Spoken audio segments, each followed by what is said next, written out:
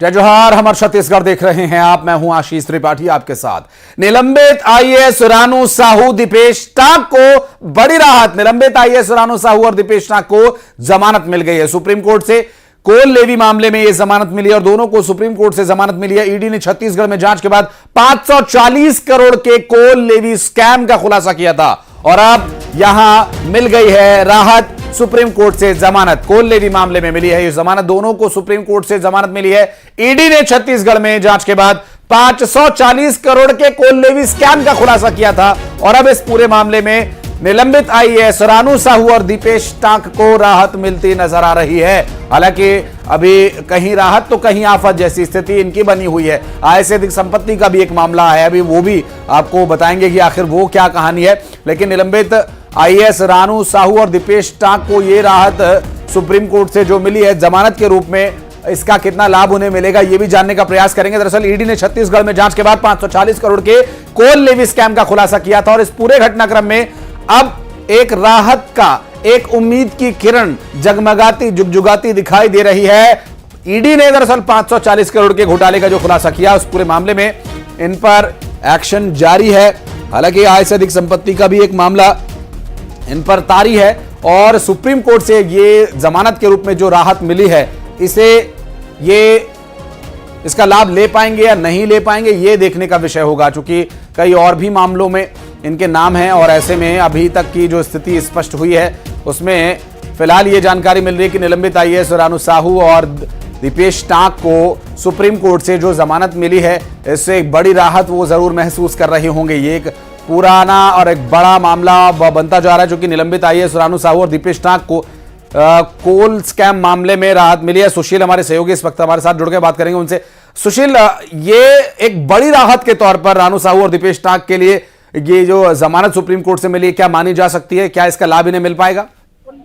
देखिए, अंतरिम जमानत फिलहाल इनको अभी मिली है, उसको बड़ी राहत के तौर पर कैसे देखा जाए या ये क्या कहना मुश्किल होगा, क्योंकि इस पूरे मामले में सुप्रीम कोर्ट ने दोनों आरोपियों को ये कहा है कि वो दोनों पूरा सहयोग करेंगे ईडी भी, और इस पूरे मामले में ईडी लगातार उनका विरोध कर रही थी कि उनकी जमानत नहीं दी जानी चाहिए, क्योंकि जिस तरह से इस मामले में कहीं मुद्दा बढ़ती गई है। जी, मैं लौटता हूं आपके पास। एक बार फिर से अपने दर्शकों को बता दें कि अभी चूंकि आय से अधिक संपत्ति का भी एक पूरा मामला है, हालांकि वो कुछ और मामला है। ये फिलहाल जो पूरा घटनाक्रम है इसमें आपको बता दें कि ये रानू साहू और दीपेश टाक को जमानत मिली है और इस पूरे मामले में जो इसके बाद एक और मामला है वो दरअसल दो अन्य अधिकारियों का है, जिसमें कुछ और अधिकारियों के नाम भी शामिल हैं और उस पर भी डिटेल्स आप तक पहुंचाएंगे। फिलहाल आपको बता दें कि पूर्व आईएएस रानू साहू, निलंबित आईएएस रानू साहू और दीपेश टाक को राहत मिली है, सुप्रीम कोर्ट से जमानत मिली है और इस जमानत का क्या लाभ कैसे मिलेगा सीधे तौर पर यह भी देखने का एक विषय होगा। फिलहाल आपको बता दें कि कोल लेवी मामले में यह जमानत दी गई है। सुशील हमारे सहयोगी हमारे साथ मौजूद है। सुशील, आपकी बात अधूरी रह गई थी, पूरी कीजिए। जी देखिए, इस पूरे मामले में जो जमानत दी गई है सुप्रीम कोर्ट के द्वारा वो शर्तों के आधार पर जमानत दी गई है और ये कहा गया है कि चूंकि इस पूरे मामले में पुलिस की जो फिलहाल जांच है वो लगभग कंप्लीट हो गई है, गवाहों के बयान दर्ज कर लिए गए हैं। ऐसे में फिलहाल जो तमाम एक्यूज्ड हैं वो कस्टडी में हैं, जेसी में हैं और उन्हें जमानत देने का ये आधार बनता है। हालांकि सुप्रीम कोर्ट ने इस पूरे मामले में जो जमानत दी है उसमें सीधे तौर पर शर्त लगाते हुए ये कहा है कि जो ऑनगोइंग इन्वेस्टिगेशन है इस इन्वेस्टिगेशन में रानू साहू को जांच में सहयोग करना पड़ेगा और जब भी जांच एजेंसी उन्हें पूछताछ के लिए बुलाएगी तो उन्हें वहां जाना पड़ेगा। साथ ही साथ इस केस से जुड़े हुए किसी भी गवाह से वो संबंध नहीं रखेंगी। अगर ऐसा भविष्य में पाया जाता है तो उनके खिलाफ कार्रवाई की जाएगी। ईडी की तरफ से इस पूरे मामले में सीधे तौर पर यह कहा गया कि इस मामले में कई बड़े लोगों से अभी पूछताछ करनी बाकी है और जिस तरह से आरोप हैं वो बहुत गंभीर हैं। सुप्रीम कोर्ट ने फिलहाल इस पूरे मामले में शर्तों के आधार पर जमानत दी है तो एक बड़ी राहत के तौर पर यह जरूर देखी जा सकती है, क्योंकि इससे पहले उनको फिलहाल हाईकोर्ट से राहत नहीं मिली थी और उन्होंने सुप्रीम कोर्ट का दरवाजा खटखटाया था। अब सुप्रीम कोर्ट से अगर उनको राहत मिली है तो उन्हें जांच में सहयोग करना होगा और अगर जांच एजेंसी को यह लगता है कि उन्हें फिर से पूछताछ करने की आवश्यकता है या उन्हें जांच के लिए बुलाना है तो वो उन्हें कभी भी कॉल ऑफ कर सकते हैं। जी चलिए, बहुत शुक्रिया आपका इस पूरे मामले पर जानकारी देने के लिए। तो इस पूरे घटनाक्रम में जो अभी तथ्य की हम बात कर रहे थे वो ये कि सौम्या चौरसिया पर एफआईआर नई दर्ज हो गई है। ईओडब्ल्यू और एसीबी ने 3 नई एफआईआर दर्ज की हैं, जिसमें निलंबित आईएएस रानू साहू, समीर बिश्नोई, सौम्या चौरसिया के खिलाफ नई एफआईआर दर्ज की गई। आय से अधिक संपत्ति की एफआईआर दर्ज की गई और तीनों के खिलाफ अलग अलग मामले दर्ज किए गए। सौम्या चौरसिया परिवार के नाम पर 9 करोड़ से ज्यादा की संपत्ति 2021-22 के बीच खरीदी गई। निलंबित आईएएस रानू साहू पर 2015 से 2022 तक करीब 4 करोड़ रुपए की अचल संपत्ति खुद के और पारिवारिक सदस्यों के नाम पर खरीदने का आरोप है। निलंबित आईएएस समीर बिश्नोई पर 2010 से 2022 तक 5 करोड़ रुपए की कई अचल संपत्तियां खरीदने का आरोप है। तो इस पूरे मामले में भी अभी रानू साहू समेत सौम्या चौरसिया और जो इसमें आरोपी बनाए गए अधिकारी हैं, जिसमें बताया गया है कि इस तरह से रानू साहू समेत और अन्य जो समीर बिश्नोई, सौम्या चौरसिया, इनके संपत्ति की जांच चल रही है। और कोयला घोटाला मामले में ईओडब्ल्यू और ईडी की अपनी कार्रवाई जारी है और कहा यह जा रहा है कि बीजेपी विधायक अजय चंद्राकर ने कहा कि उन्होंने सिर्फ सरकारी अफसरों पर ही नहीं, राजनीतिक लोगों पर भी कोल घोटाले में कार्रवाई हो रही है और अभी कोर्ट में यह मामला चल रहा है, इसलिए इस पर ज्यादा बोलना ठीक नहीं है। तंज कसते हुए चंद्राकर ने कहा कि भूपेश बघेल ने सभी वर्गों पर दया की है। ईओडब्ल्यू अपनी कार्रवाई कर रही है, ईडी अपनी कार्रवाई कर रही है, न्यायालय इसमें, माननीय न्यायालय इसमें अपनी कार्रवाई कर रही है। चूंकि ये मामले विवेचनाधीन है और न्यायालयीन है, इसलिए उसमें टिप्पणी हमको नहीं करनी चाहिए। राजनीतिक लोग भी दिखते हैं, क्यों नहीं दिखते, आप नाम नहीं जानते, कुछ अंदर है, कुछ बाहर है, कुछ फरार है। मैं हमेशा बोलता था कुछ अंदर है, कुछ बाहर है, कुछ फरार। तो ऐसा नहीं है कि राजनीतिक लोगों के ऊपर कार्रवाई नहीं हुई है। भूपेश बघेल जी ने सभी वर्गों के ऊपर समान रूप से दया की है। और अगली बड़ी खबर बिलासपुर से, जहां लाठी डंडे से एक शख्स की बेरहमी से पिटाई की गई है। मारपीट का ये पूरा वीडियो सामने आया। दरअसल बाड़ी में बकरा घुस जाने को लेकर विवाद हुआ था और रतनपुर थाना क्षेत्र के दुलहरा तालाब की ये पूरी घटना बताई जा रही है। उमेश हमारे सहयोगी जुड़ गए हमारे साथ फोन लाइन पर। उमेश, ये मारपीट का ये मामला कहां से शुरू हुआ, क्या है ये आखिर पूरा मामला? देखिए आशीष जी, ये पूरा मामला रतनपुर थाना क्षेत्र के दुलहरा तालाब की घटना है। बीती रात की घटना है और इस घटना का जो वीडियो है वो भी सामने आ गया है। क्योंकि जो पीड़िता है रजिका, उसका जो बकरा है वो इम्तियाज के घर जो बाड़ी है वहां चल दिया था, जिसको लेकर लगातार इस बात को लेकर विवाद होता रहा। कल देर रात इसी बात को लेकर विवाद हुआ और जो आपे में आकर जो इम्तियाज है उसने रजिका के जो पति है उस पर बेरहमी से हमला कर दिया, लाठी डंडे से हमला कर दिया। इस पूरी घटना में जो सिद्दीका खान है वो पूरी तरीके से घायल है और उसे इलाज के लिए भर्ती कराया गया है। फिलहाल पुलिस ने मामला दर्ज कर लिया है और आरोपी की तलाश कर रही है। चूंकि ये जो पूरा मामला है कैमरे में कैद हो गया है, तो फुटेज के आधार पर जो है पुलिस आरोपी की तलाश कर रही है। अब इस पूरे मामले को देखना होगा कि किस तरीके से आगे पुलिस इस पर कार्रवाई करती है। फिलहाल जो इस पूरी घटना में घायल सिद्दीका खान है उसका इलाज अस्पताल में जारी है। जी बहुत शुक्रिया उमेश। और अगली बड़ी खबर जशपुर से, जहां डुमरिया के छात्रावास अधीक्षक को कलेक्टर ने हटाया। शराब के नशे में छात्रावास के बच्चों से मारपीट का आरोप है। दरअसल छात्रावास अधीक्षक नरसिंह मलार्ज सस्पेंड कर दिए गए हैं। मारपीट से नाराज बच्चों ने आधी रात को ही छात्रावास छोड़ दिया था और छात्रावास से निकलकर बच्चे अपने घर पहुंच गए थे। कलेक्टर डॉक्टर रवि मित्तल ने छात्रावास अधीक्षक को हटा दिया है और बच्चों के साथ मारपीट करने का इस पर आरोप है। दीपक हमारे सहयोगी इस वक्त फोन लाइन पर मौजूद है। दीपक, एक्शन लिया गया शराबी अधीक्षक के खिलाफ? जी मैं आपको बताऊं कि ये पूरा मामला जो है फरसाबहार विकास खंड का है और डुमरिया में जो ये छात्रावास था, यहाँ पर जो अधीक्षक हैं नरसिंह मदार, वो अक्सर बच्चों से मारपीट किया करते थे। और 2 दिन पहले जो अधीक्षक को शराब के नशे में हॉस्टल पहुंचा और बच्चों के साथ मारपीट की। अब बच्चों ने फिर इसका विरोध किया और वहां से सारे बच्चे निकलकर अपने घरों पर पहुंच गए। उसके बाद परिजन वहां पर पहुंचे और काफी हंगामा हुआ। इस घटना के बाद अब प्रशासन ने जो है अधीक्षक नरसिंह मदार को सस्पेंड कर दिया है और इन्हें जो है सहायक आयुक्त कार्यालय जशपुर अटैच किया गया है। और फिलहाल इस मामले में विभागीय जांच शुरू हो चुकी है और प्रशासनिक अधिकारी को कहना है कि आगे भी जो अधीक्षक हैं उनके खिलाफ विभागीय कार्रवाई की जा सकती है। बहुत शुक्रिया आपका इस जानकारी के लिए दीपक। और जांजगीर चांपा में स्कूल बस का टायर फट गया। स्कूल जाते समय बस का टायर फट गया। दरअसल बस में बैठे बच्चों में चीख पुकार मच गई। घटना से अभिभावकों में भी इस बात को लेकर भारी आक्रोश है। पहले भी कई बार इस तरह की घटना हो चुकी है। बिना फिटनेस की जांच के बसों को ले जाया जा रहा है बच्चों को बिठाकर और बच्चों की जान के साथ खिलवाड़ हो रहा है।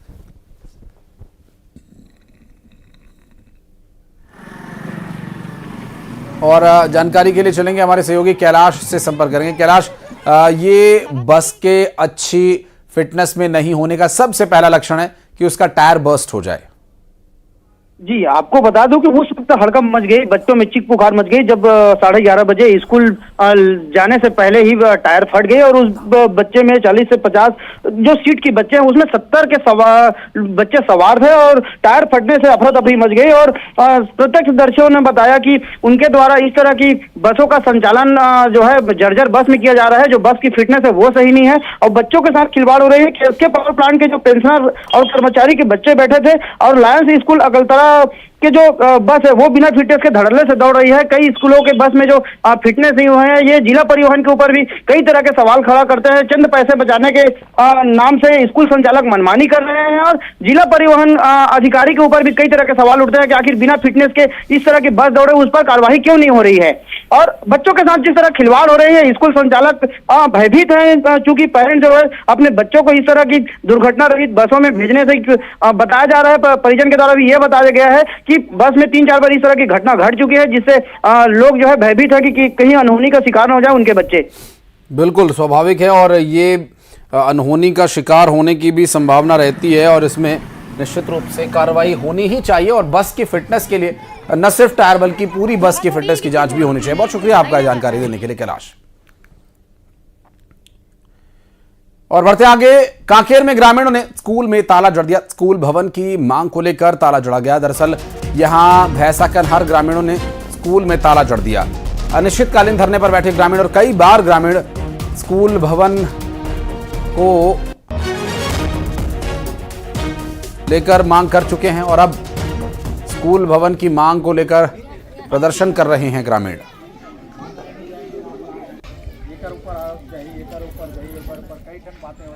कर रहे हैं। जब से उन्नयन हुआ है तब से इसकी बिल्डिंग नहीं बनी है और हमने शासन स्तर पर इसका प्रपोजल बना के भेज दिया है। जैसे ही प्रशासकीय और तकनीकी स्वीकृति मिलेगी तो टेंडर की प्रक्रिया होगा, उसके बाद भवन हम बनना शुरू हो जाएगा।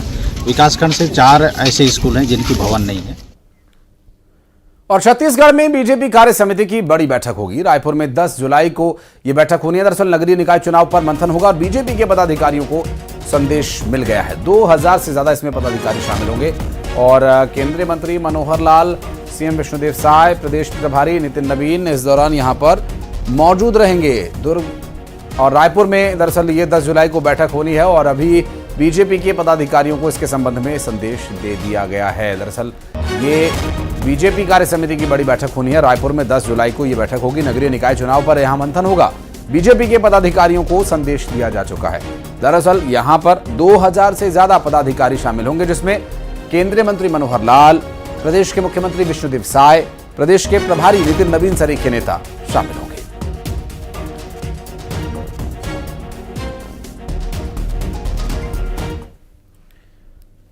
और बढ़ते आगे, दुर्ग में एक बार फिर बुलडोजर चला। अवैध दुकानों पर यह बुलडोजर चलाया गया। ग्राम जोगी गुफा में बुलडोजर चला है।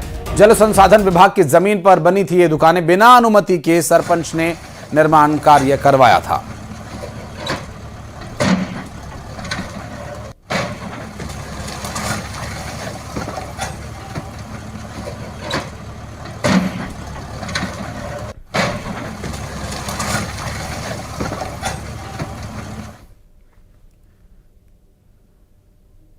और छत्तीसगढ़ कांग्रेस बिजली की समस्या को लेकर प्रदर्शन कर रही है। बिजली की बढ़ी दरों के खिलाफ कांग्रेस का प्रदर्शन जारी है और बिजली कटौती के खिलाफ कांग्रेस प्रदर्शन कर रही है। कांग्रेस में दरअसल प्रदर्शन को लेकर कांग्रेस के दिग्गज नेता शामिल हो रहे हैं। रायपुर में अलग अलग चौक पर यह प्रदर्शन हो रहा है। हम बहुत खुश हैं कि 1000 रुपए से राहत मिली और एक टाल 1000 रुपए देवा थे, दूसरा टाल है वही घर से 5000 रुपए लेवा था। मतलब सोच सकता हो कि मिठाई बेचते ना मिठाई।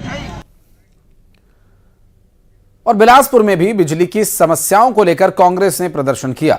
अघोषित बिजली कटौती और बिजली की दरों के जो छत्तीसगढ़ की सरकार बढ़ने से कांग्रेस पार्टी ने इस पर विरोध जताया है और प्रदर्शन किया। बिजली की समस्या पर कांग्रेस पूरे राज्य में प्रदर्शन कर रही है। क्षेत्र के और निश्चित ही जो छत्तीसगढ़ की सरकार है, बात हम चाहे आम जनता के माध्यम से हो, ये विरोध प्रदर्शन। और बेमित्रा में एक शख्स की निर्मम हत्या कर दी गई। दोस्त ने ही अपने दोस्त को शराब के नशे में मौत की घाट उतार दिया। आरोपी ने इस पूरी वारदात को अंजाम दिया और आरोपी मृतक का दोस्त था। पुलिस ने उसे गिरफ्तार कर लिया और हत्या की वजह जानने के लिए पूछताछ की जा रही है।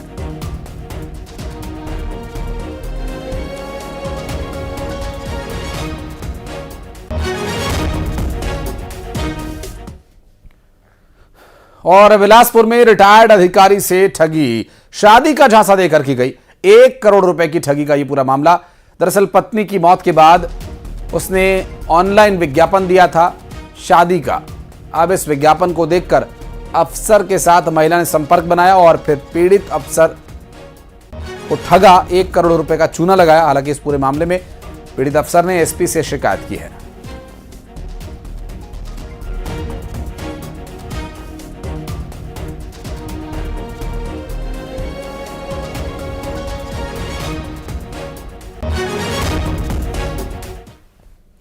और जशपुर में छात्र ने फांसी लगा ली। 12वीं कक्षा का यह छात्र था जिसने फांसी लगाकर आत्महत्या कर ली। निर्माणाधीन मकान के बाहर फांसी लगाई है। प्रेम प्रसंग का ये कोई मामला बताया जा रहा है। दरअसल आत्महत्या का कारण यही अब तक माना जा रहा है। मामले की जांच में फिलहाल पुलिस जुटी हुई है।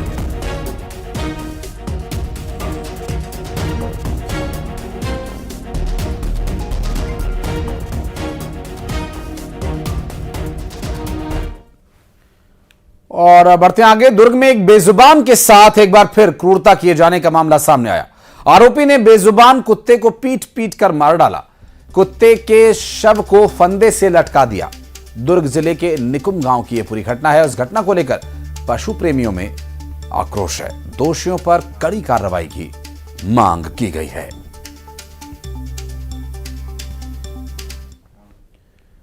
और धमतरी के देवश्री टॉकीज से मारपीट और चाकूबाजी की घटना सामने आई। दरअसल टॉकीज में फिल्म देखने आए 2 युवकों पर बदमाशों ने डंडे से हमला कर दिया, जिसमें दोनों घायल हो गए।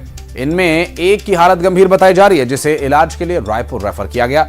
और दोनों घायल शख्स संबलपुर और बुडरा गांव के रहने वाले बताए जा रहे हैं। फिलहाल पुलिस ने मामले में कोई एफआईआर दर्ज नहीं की है, तो वहीं कुछ लोगों को हिरासत में लेकर पूछताछ की जा रही है।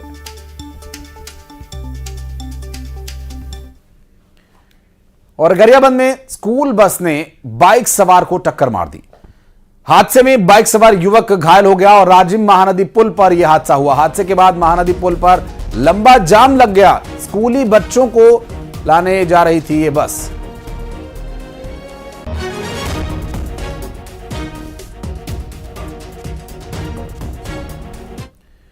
और कोरबा में गाड़ियों में आग लगने का मामला सामने आया। दरअसल पेट्रोल पंप पर खड़ी 4 गाड़ियों में आग लग गई। पहले एक गाड़ी में आग लगी, फिर एक के बाद एक 4 गाड़ियां इसकी चपेट में आ गई। पेट्रोल पंप पर अफरा तफरी मच गई। दमकल की मदद से आग पर किसी तरह से काबू पाया जा सका।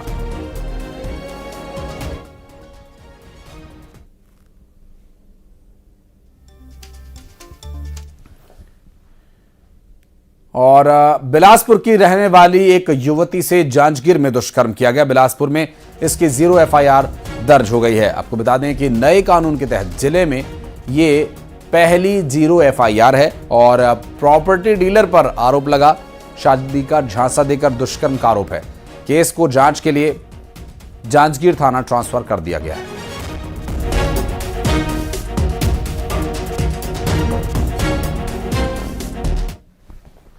और रायपुर में ट्रक ड्राइवर पर हमला, 3 युवकों ने ट्रक ड्राइवर पर हमला किया। भनपुरी सिग्नल के पास यह हमला किया गया। ट्रक में चढ़कर युवकों ने हमला किया और हमले के बाद ट्रक ड्राइवर ने हंगामा किया।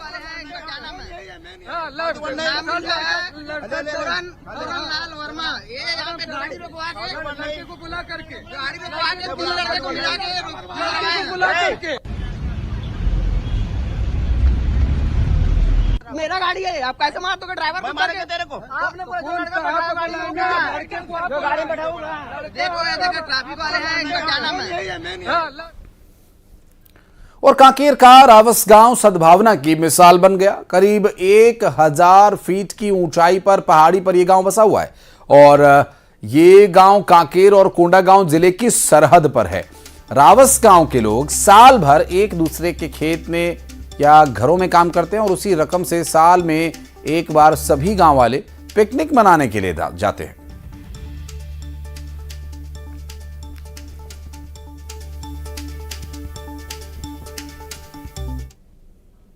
और बढ़ते आगे 20 बड़ी खबरें फटाफट अंदाज में।